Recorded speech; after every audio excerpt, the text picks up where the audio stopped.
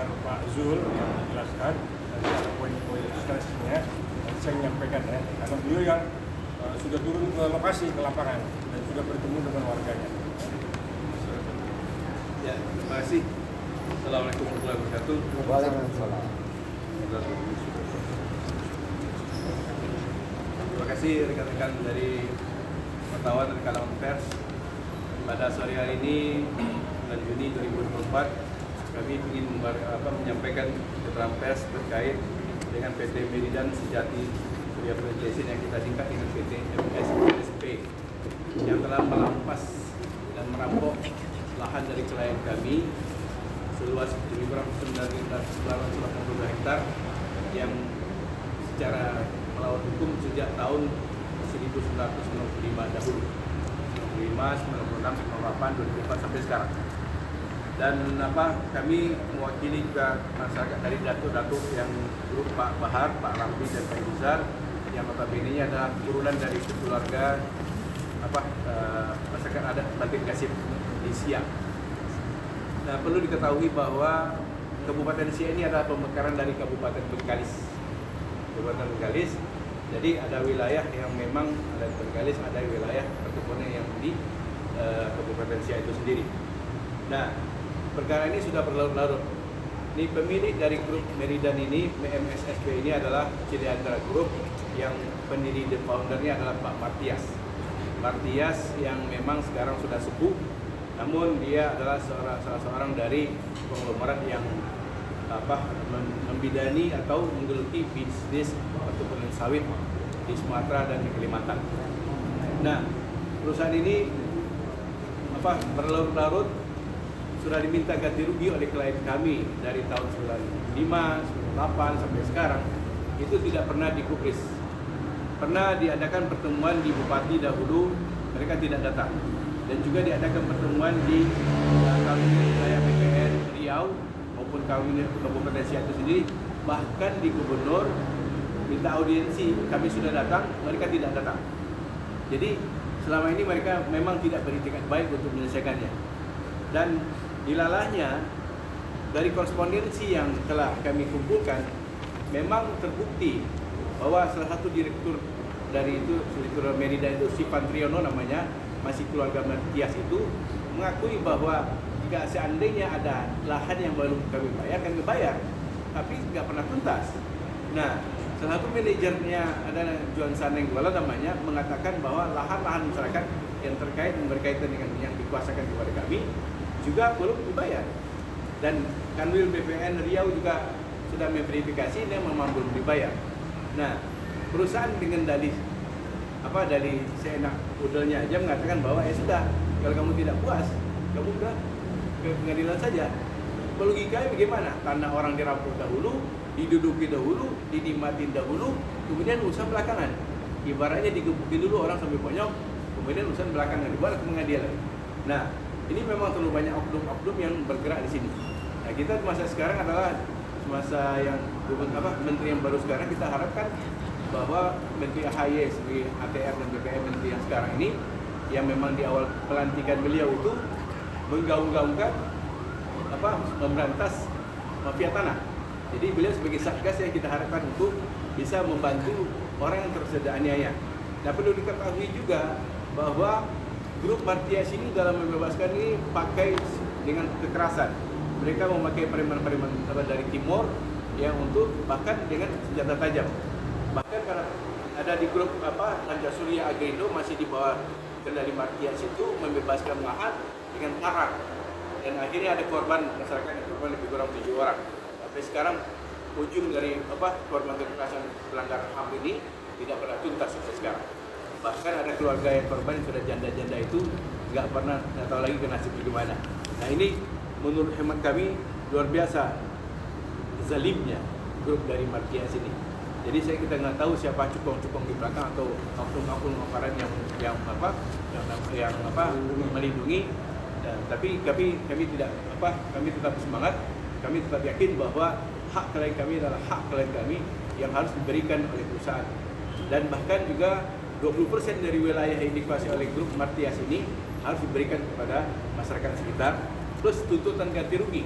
yang sampai sekarang kami hitung lebih kurang 1 triliun. Di gugatan kami lebih kurang 800 atau 700 miliar sampai 800.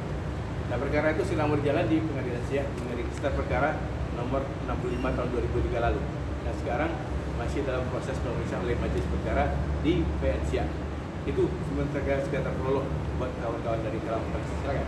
Pak Zul, ini sempat dengar kabar katanya ada makam sepuh yang digusur ya? Itu ceritanya sebenarnya? Makam itu digusur waktu itu malam-malam. Kejadian itu adalah tahun 9 antara kurun waktu 98 sampai 2000 dan 2000-an lah. Kejadian malam-malam, mereka memakai oknum aparat ya. Oknum aparat pakai bulldozer segala macam. Bahkan mereka itu mengklaf. Artinya kampung orang itu digaruk dulu nggak bisa keluar.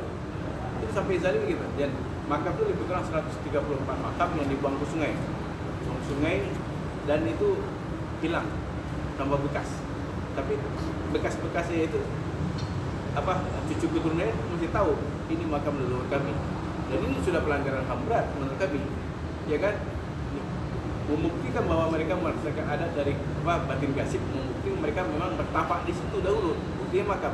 Nggak hanya dari tahun 94, dari tahun 1945 mereka sudah menempati turun-temurun nenek moyang mereka dulu. Jadi sebelum Indonesia merdeka ini mereka sudah keluarga adat masyarakat adat batin gasib ini sudah ini. Bahkan kita juga ketika visi dan misi dari Pak Prabowo ketika dicoba wawancara mengenai hak masyarakat adat ini tetap akan dilindungi, bahkan memang dihidupkan haknya kembali. Saya kira begitu. Silakan. Bang, untuk bukti Jadi nanti dulu yang makam digaruk pakai beko itu tulang belulangnya dibuang ke sungai dan itu tidak ketemu sampai sekarang. Tapi masyarakat tahu persis bahwa itu adalah para oknum yang di backup oleh PT apa nih namanya? Nah, Beridan. Ya, Ridan Sejati Surya. Jadi begitu kejamnya ya. Belum lagi kalau kita cerita dari warga situ ada 7 orang yang memang dimatikan ya, dibunuh oleh grup itu. Kita nggak tahu rimbanya sampai hari ini tidak ketemu jenazahnya. Oh, jenazah itu ya? Nah, jenazahnya tidak ketemu. Nah, itu yang memang sudah dilaporkan juga ke Barreskrim, Polda, cuman memang belum ada follow up. Ini udah cerita, jangan cerita seperti final lagi. 8 tahun kemudian baru terungkap. Nah, ini kalau kita filmkan, ini rame lagi nanti. Oke, Pak Karta, apa yang bisa Bapak lakukan bila kasusnya udah begitu lama ibaratnya?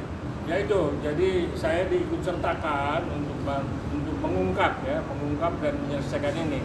Kalau saya lihat dari cerita di sini kan ada keinginan mereka juga untuk menyelesaikan kan, cuman nggak tahu kapan gitu. Surat pernyataan dari Direktur Utama PT MSSP tanggal 23 Februari tahun 1999, berarti udah 25 tahun yang lalu nih.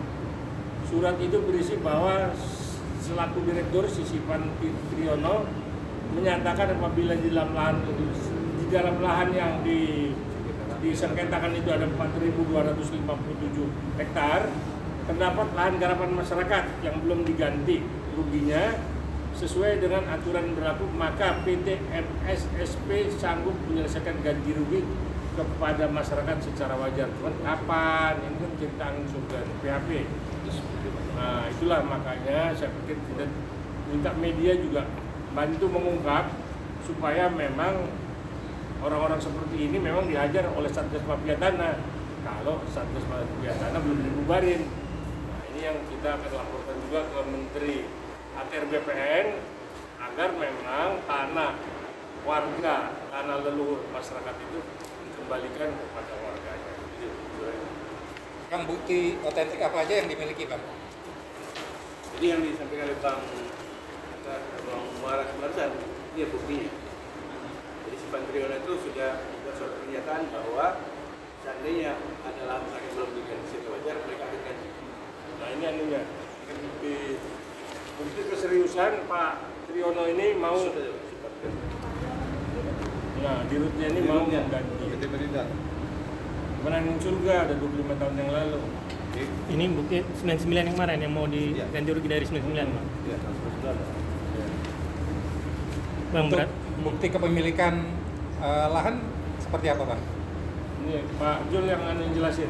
Ini bukti kepemilikan dari ini sudah salah satu contohnya yang ketika itu Kepala Desa Kerinci Kanan diketahui ini mama, kemudian sudah diperiksa ini ada SKT-nya. Ini salah satu contohnya. Ya, 93. Ya, ini salah satu contohnya. Oke.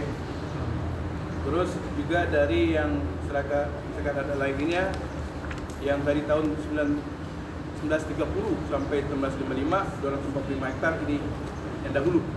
Dari tahun 30-an sampai 1955 245 hektar ini keterangan juga.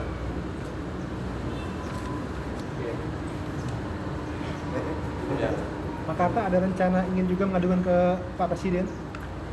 Ya ini harus disampaikan ke artinya tidak terbatas kepada Menteri HTR BPN, kita akan teruskan ini ke Pak Presiden. Kan ya Pak Presiden turun tangan langsung ya. Jadi kita nggak main-main untuk membela rakyat ya, nggak separuh hati. Apapun kita perjuangkan demi keadilan. Jadi kan keadilan ini sangat mahal nih, dan rakyat itu memang rindu keadilan. Bang, Mohon izin menyambung pertanyaan tadi supaya sampai ke Presiden. Jadi tahun 2019 lalu sudah bersurat ke Pak Presiden. Sudah bersurat ke Presiden yang memang kasus tanah itu adalah 4.075 hektar. Ya, dari induknya. Nah, kita kan karena profesional kita yang dikuasakan, apa kita bisa membahas. Tapi induknya itu 4.075 hektar. 4.000. Dan sampai sekarang belum ada tindak lanjut dari Istana Negara untuk ada berkenaan dengan ini. Jadi ini sebenarnya masalahnya sudah sampai masalah nasional. Ini karena orang lemah, orang kecil, bagaimana caranya mereka memperjuangkan keadilan. Sampai sekarang kita mungkin dengan Bang Muara bisa insya Allah bisa lah ini selesaikan. Bang, apakah sudah terbit PBB-nya, Bang?